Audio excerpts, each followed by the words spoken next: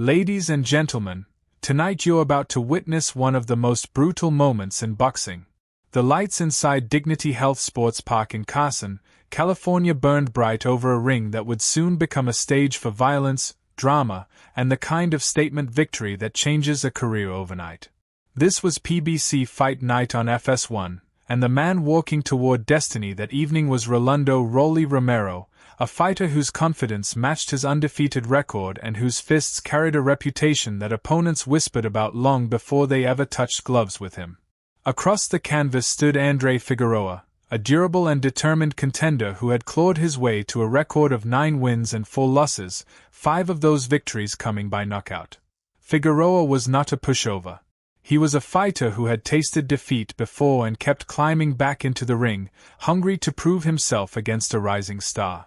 But on this night, he would step into the path of a storm he could not outrun. Romero entered the arena fighting out of Las Vegas, Nevada, wrapped in green, white, and red trunks, carrying the weight of an unbeaten record, 8 wins, 0 losses, 7 of those wins coming by way of knockout. He tipped the scales at 136 pounds, just a pound and a quarter heavier than Figueroa, who weighed in at 134 3/4. On paper, the two men looked evenly matched. In the ring, the gap between them would prove to be an ocean. From the opening bell, it was clear that Romero possessed something rare, blistering hand speed combined with genuine one-punch power.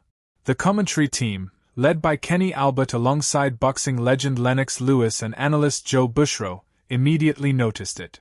Romero's jabs snapped out with purpose, his combinations flowed with a rhythm that suggested years of gym work distilled into pure instinct, and every punch he threw seemed to carry bad intentions behind it.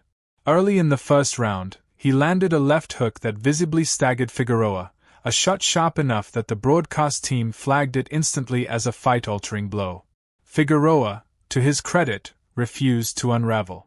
He kept his hands high, tucked his chin, and searched patiently for openings, relying on a tight counter left hook that he hoped could turn momentum in his favor. It was a smart, defensive approach against a fighter who clearly held the power advantage, and for stretches of the first round, Figueroa did an admirable job avoiding the biggest, most dangerous shots Romero was throwing his way. But even in survival, the analysts on the broadcast saw warning signs. Lennox, watching with the eyes of a former heavyweight champion, pointed out subtle technical flaws in Romero's footwork, noting that he was stepping on his heels rather than driving off his toes, a small detail, but one that, if corrected, would only make him more dangerous down the road. The exchange between Lewis and Albert grew almost playful as they debated Romero's habit of dropping his left hand low, a stylistic choice that echoed some of Lewis's own tendencies during his championship years. Yet despite these technical nuances, the numbers told the real story. By the end of the second round, Romero had already thrown and landed nearly 3 times as many punches as Figueroa. The fight, statistically and physically, belonged entirely to the man from Las Vegas. Still, Figueroa did not fold quietly.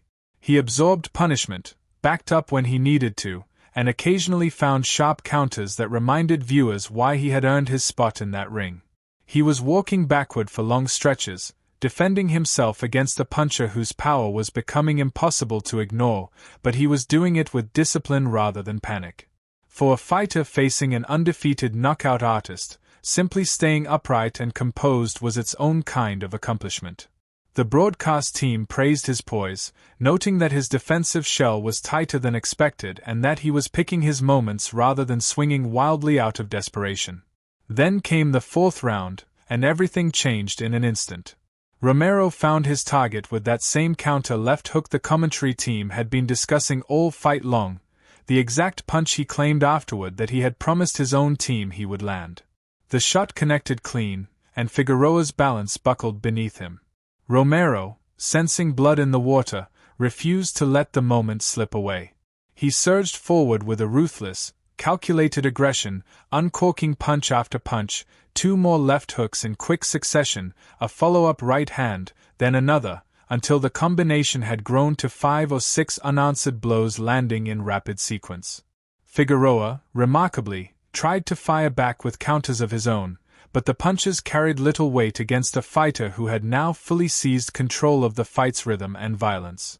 Romero pressed forward like a man determined to close the show precisely how he opened it. And then it happened, the finishing blow, the exact left hook he had been setting up since the opening bell, landing flush and sending Figueroa crashing hard to the canvas. It was not a stumble or a slip. It was a devastating, emphatic knockout, the kind that silences an arena for a split second before the crowd erupts. Figueroa's head snapped back and struck the canvas on the way down, a detail the broadcast team immediately flagged as the most concerning part of the entire knockout. As Lennox Lewis explained with the authority of someone who had lived through similar moments in his own career, it is rarely just the punch that does the damage, it is the secondary impact, the collision between skull and canvas, that turns a knockout into a genuinely frightening scene. Figueroa attempted to rise almost immediately, disoriented but conscious, clearly trying to signal to his corner and his family that he was all right.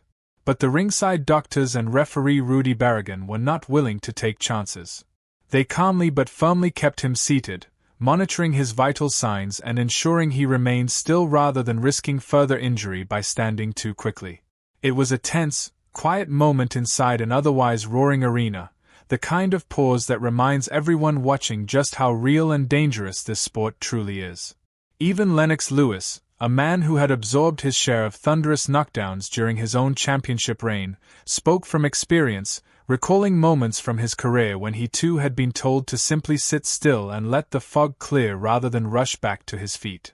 Fortunately for Figueroa, as the medical staff continued their evaluation, all signs pointed toward him being okay, and the mood around ringside shifted from alarm to relief. The official result came with a time of 1 minute and 27 seconds into the fourth round. Referee Rudy